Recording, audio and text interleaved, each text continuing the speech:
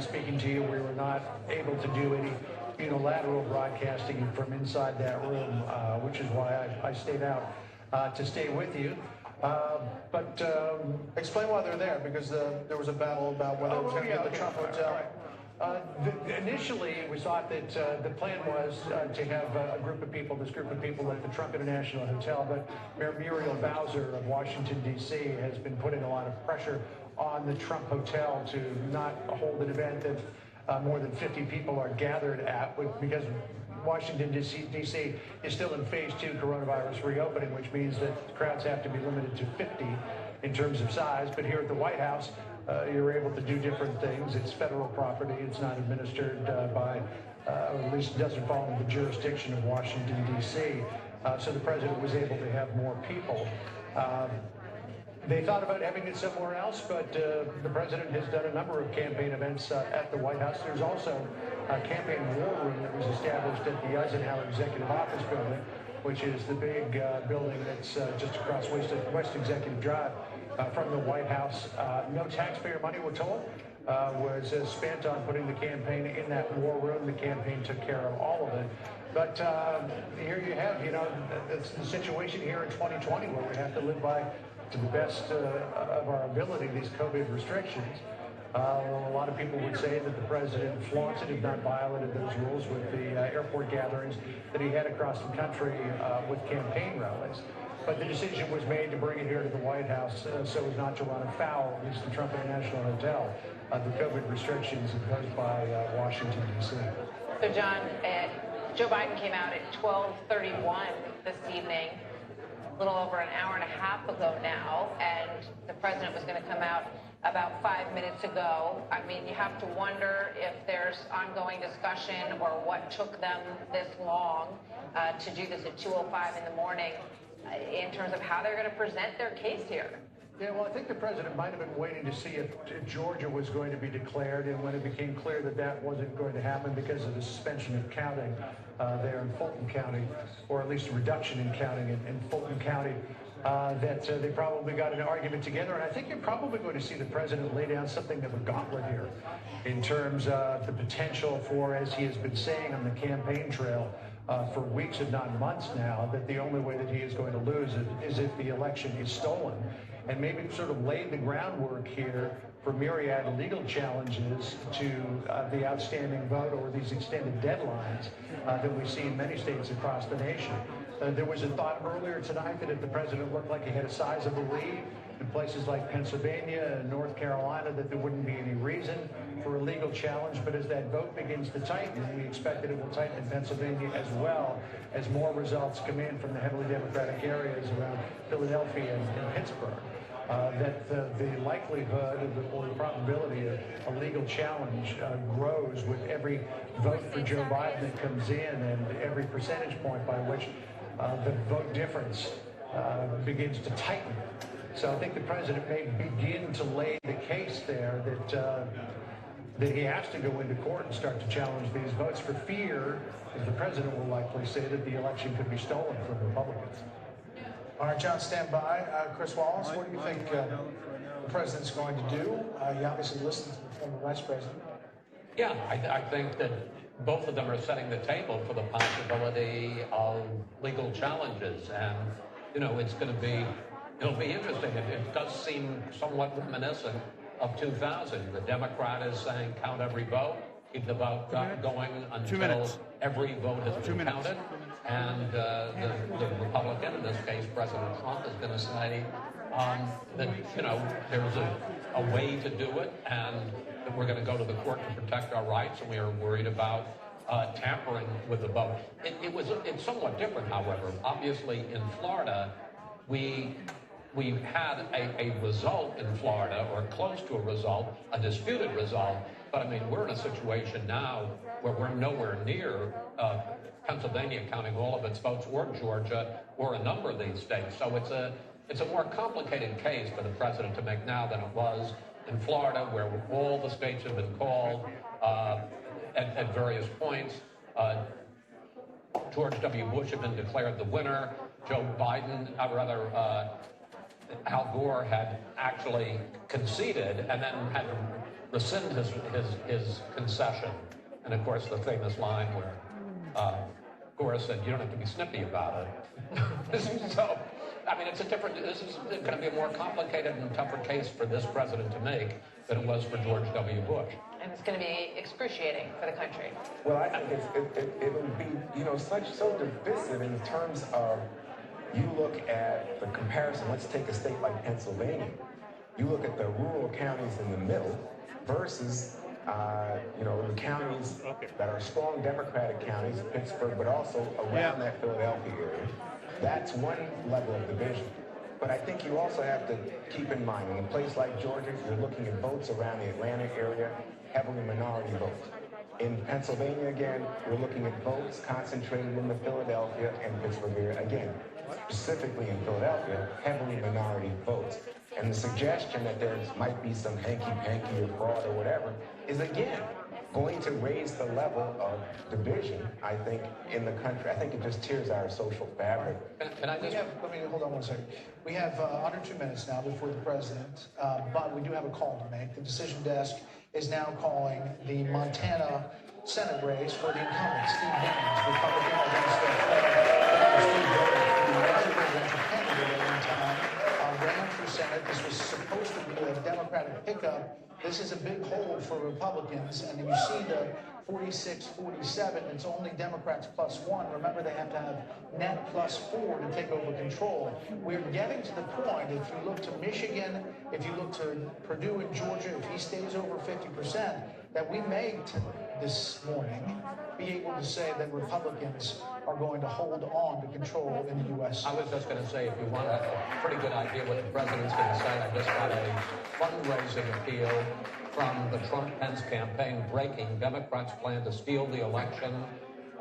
We're emailing you now to ask you to step up one last time and defend the president. The Democrats will steal the election. We can't let them get away with it. So we are in full-scale 2000 litigation, and they're raising money to begin a legal effort to stop vote counting in various places and to say that the Democrats are stealing the election. But I should point out, finishing my Senate thought, that Tom Tillis has already declared victory in North Carolina. We had not called that race, but he has declared victory down there. It's lining up that Mitch McConnell, after his victory tonight, will continue to be Senate Majority Leader and not minority. And it's worth pointing out that What 2000 we have institutions and procedures for settling these kinds of disputes. They held up then, took a long time, a lot of different courts at many levels, ended up in the Supreme Court, but it was handled. We're designed, we have checks and balances and processes. They worked then, my guess is they'll work now. They'll work now, and in the end, people by and large will accept it. At least they won't refuse to accept it any worse than they refused to accept Donald Trump's clear victory 4 years ago. I might also add about 2000, by the way, that the slogan of the Democrats was, we want to count every vote. They didn't really want to count every vote. They wanted to count votes and keep counting votes in parts of Florida where they believed they would pick up votes. They didn't want to count anywhere else. David Boies, who was the lawyer for the Trump team, acknowledged that in his book. The Bush So, team. I'm sorry, did I say The Trump team. It's the Bush team. You mean No, the it was the 2000? Gore team. The Gore team, yeah. David Boies was the Gore team. Sorry. And he said in his book that they didn't want to go counting more, try to count in the counties, but they didn't think they were going to pick up. Well, that's what's going to happen here too.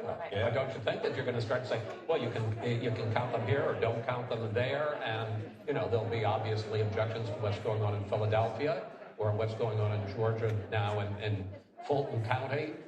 I wish I were as optimistic as you, and certainly I don't think the country's going to come apart about it. But That's what I'm saying. this is the last thing the country needs. I mean, so many people are close to a political nervous breakdown, and it seems to me this is going to put us closer to the edge of that. it's a 2020 cherry on the top of a really awful Sunday that the country really does not need. And that, I think, is one of the most difficult parts of watching all of this unfold tonight. It's starting to look up. We did some history lessons earlier, but it's like 1896.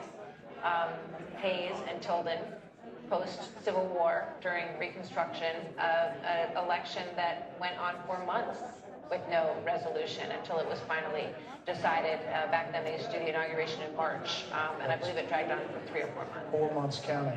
But here's a benefit. We are now 13 minutes with Britt still here as we wait for President Trump Every minute's a bonus, to Brett. speak. Dana, your thoughts as we get ready to hear from President Trump? I can hear Biden snoring now. Having worked in the Bush White House, that Bush v. Gore decision, it was deeply scarring for a lot of people, and you know, we all remember it. We were there covering it. I went to bed that night thinking President Bush had won, and woke up in the morning with my husband saying, "I'm so sorry, I didn't win."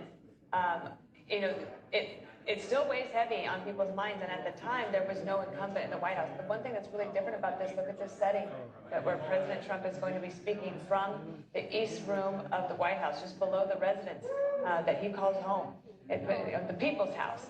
I think that feels a little bit different tonight. Well, it also felt different for the Republican National Convention.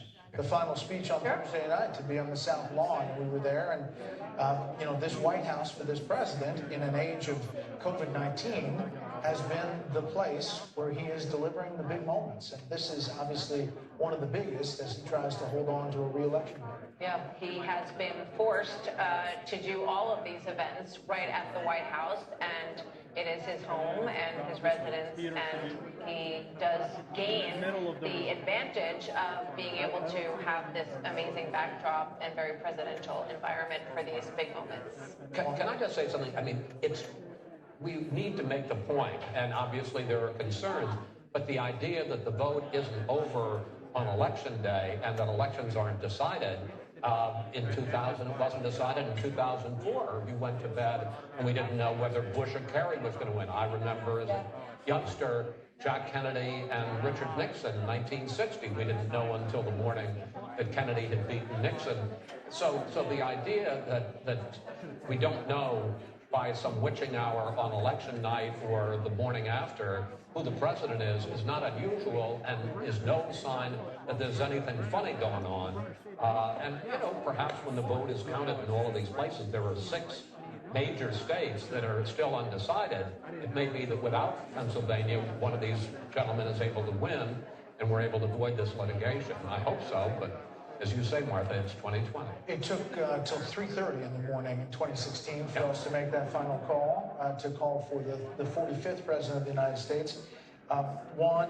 This moment, it's fraught with a lot of things, but really just getting it done in each one of these states is the deal that these state election offices have to deal with. Right. So earlier we were discussing this, and you know the lawyers came in, and I think Brett Hume made the point. These decisions about how elections are conducted are set by the state legislatures. What we are seeing in the current atmosphere is state election officers make provisions to help people to vote in the midst of the virus, or possibly because it's a very difficult time in American life and people are ill. What we are seeing now, I think, is setting up again, and just come back to this, I think, a very difficult moment in terms of American life.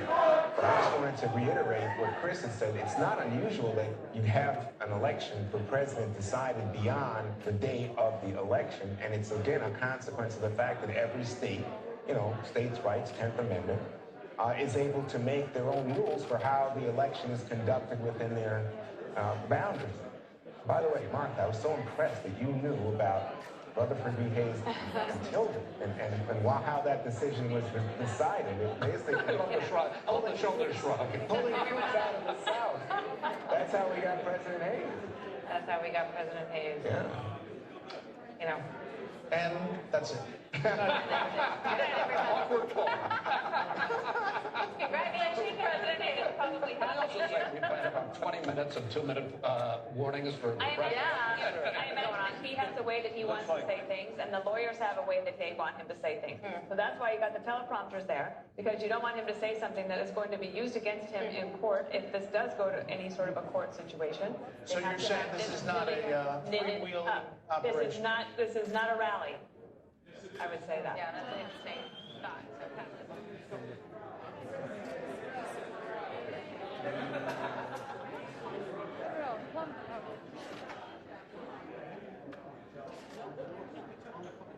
You can tell with the eyes.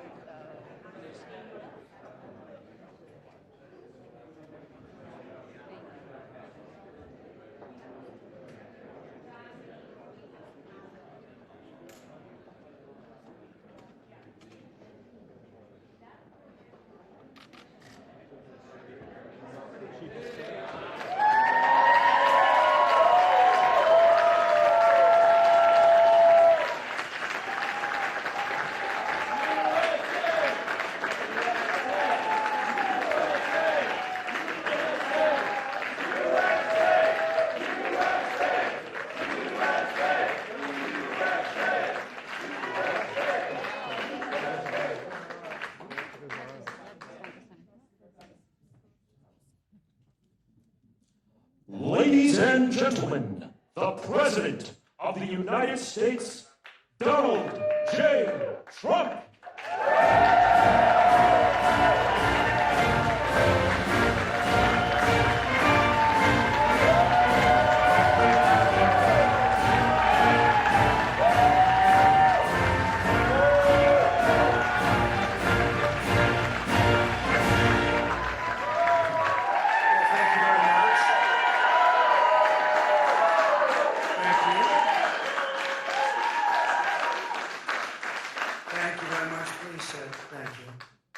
This is without question the latest news conference I've ever had.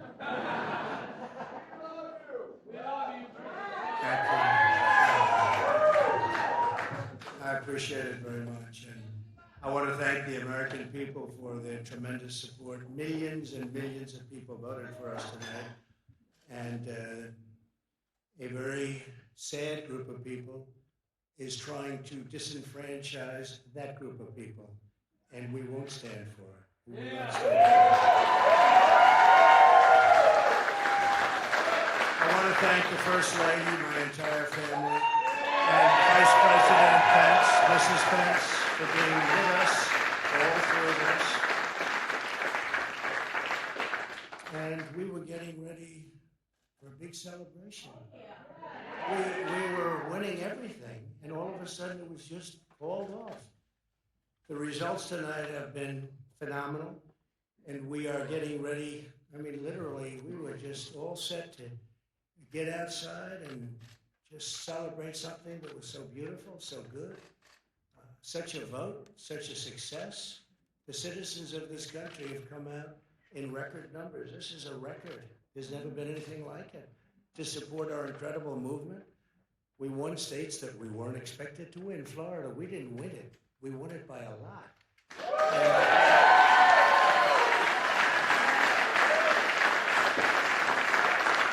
We won the great state of Ohio. We won Texas.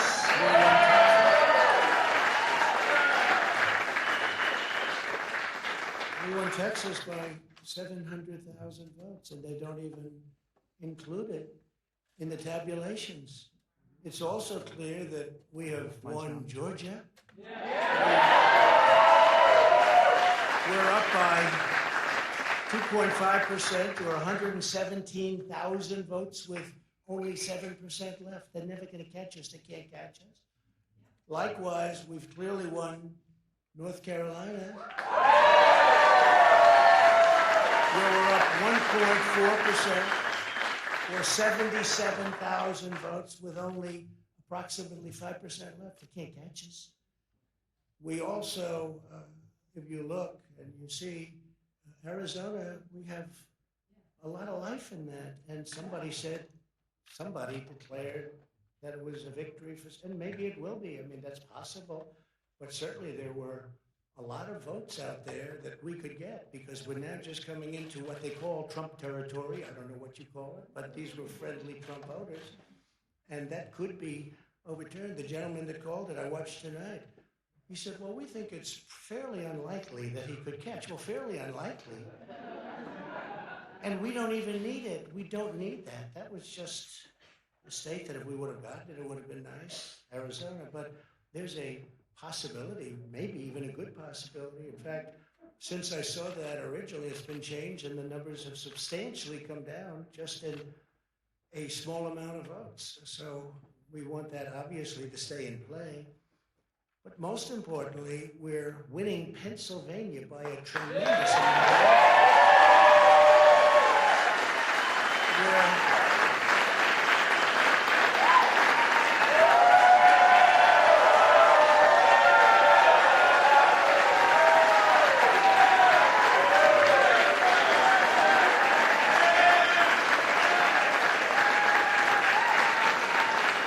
We're up 600. Think of this. We're up 690,000 votes in Pennsylvania. 690,000. These aren't even close. It's not like, oh, it's close. With 64% of the vote in, it's going to be almost impossible to catch. And we're coming into good Pennsylvania areas where they happen to like your president. So we'll probably expand that. We're winning Michigan, but I'll tell you, I looked at the numbers. I said, whoa. I said, wow, that's a lot. By almost 300,000 votes. And 65% of the voters in it. And we're winning Wisconsin. So we're winning. We don't need all of them. We need, because when you add Texas in, which wasn't added, I spoke with the really wonderful governor of Texas just a little while ago, and Greg Abbott, he said, congratulations. He called me to congratulate me on winning Texas. I mean, we won Texas. I don't think they finished quite the tabulation, but there's no way. And it was almost complete, but he congratulated me. Then he said, by the way, what's going on? I've never seen anything like this. Can I tell you what? Nobody has. So we won by 107,000 votes with 81% of the vote. That's Michigan. So when you take those three states in particular, and you take all of the others, I mean, we have so many, we had such a big night. You just take a look at all of these states that we've won tonight. And then you take a look at the kind of margins that we've won them by. And all of a sudden, it's not like we're up 12 votes and we have 60% left. We won states, and all of a sudden, I said, what happened to the election? It's off. And we have all these announcers saying, what happened? And then they said, oh, because you know what happened? They knew they couldn't win. So they said, let's go to court. And did I predict this, Newt? Did I say this? I've been saying this from the day I heard they were going to send out tens of millions of ballots. I said exactly, because either they were going to win, or if they didn't win, they'll take us to court. So Florida was a tremendous victory, 377,000. Texas, as we said. Ohio, think of this. Ohio, a tremendous state, a big state. I love Ohio. We won by 8.1%, 460. Almost 500,000 votes. North Carolina, big victory with North Carolina. And so we won there. We lead by 76,000 votes with almost nothing left. And all of a sudden, everything just stopped.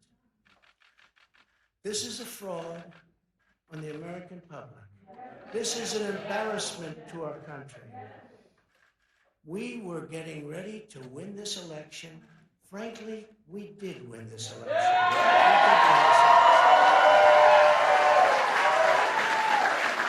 So our goal now is to ensure the integrity for the good of this nation. This is a very big moment. This is a major fraud in our nation. We want law to be used in a proper manner. So we'll be going to the U.S. Supreme Court. We want all voting to stop. We don't want them to find any ballots at 4 o'clock in the morning and add them to the list. Okay? It's a very sad moment. To me, this is a very sad moment. And we will win this. And we, as far as I'm concerned, we already have won. So I just want to thank you. And I want to thank all of our support. I want to thank all of the people that worked with us. And Mr. Vice President, say a few words, please.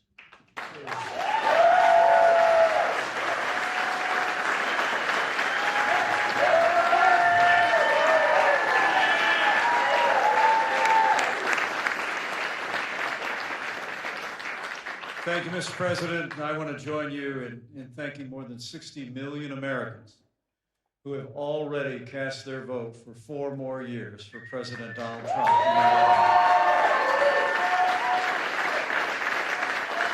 And while the votes continue to be counted, we're going to remain vigilant, as the President said. The right to vote has been at the center of our democracy since the founding of this nation, and we're going to protect the integrity of the vote. But I really believe with all of my heart, with the extraordinary margins, Mr. President, that you've inspired in the states that you just described, and the way that you launched this movement across the country to make America great again, I truly do believe, as you do, that we are on the road to victory and we will make America great